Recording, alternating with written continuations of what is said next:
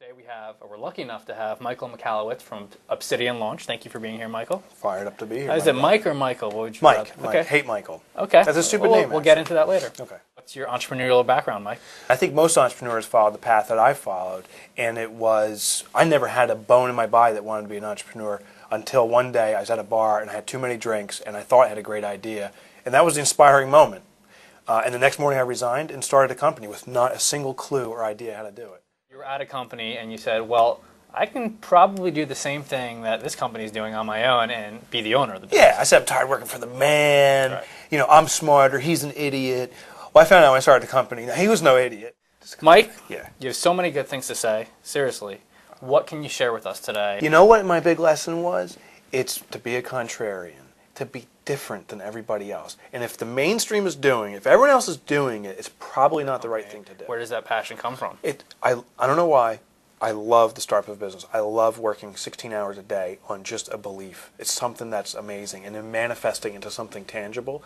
I love the entrepreneurial phase of a business. I love it from 0 to 5 million, that range. I just love it. So how do I do what I love to do, take people that are getting shot down by VCs and help them and help me because I love it, and how do I do it without giving them money? Because money, in my experience, isn't actually a good way to start a business. And I know I figured it out because we've now successfully grown a business doing that.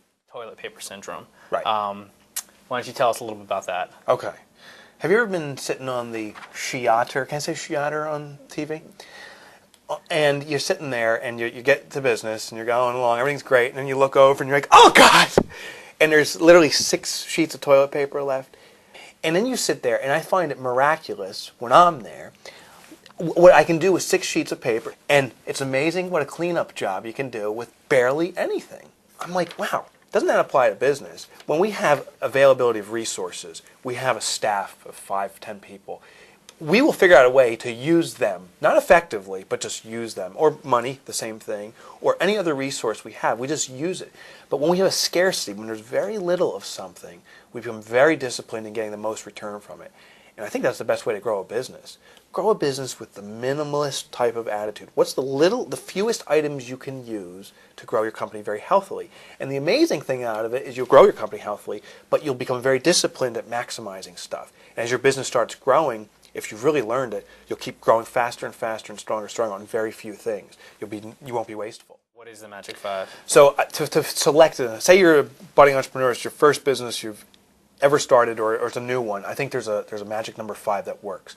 To define, once you find your passion and you know what you love and you know what you're doing, you know your purpose, blah blah blah, then you say, can I make $5 million in annual sales within 5 years, and is there 5 competitors or less existing today? Because if it is, you have found a niche business. What's your specific, goals or passions for the next 5 to 10 years with Obsidian Launch? And you're a young guy still.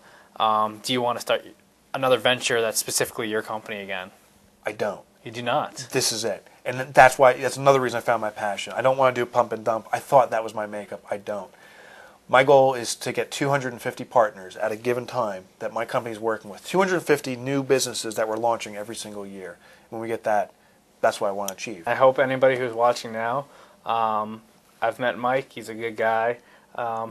Give him a call if you're interested in starting your business, if you're a new entrepreneur. If anything, it'll be a good conversation. That's my endorsement of you. So I hope other people who are interested in starting a business, at least if it inspires you a little bit, that's all it needs to do to get you started. Even if he just gives you advice or you buy his book.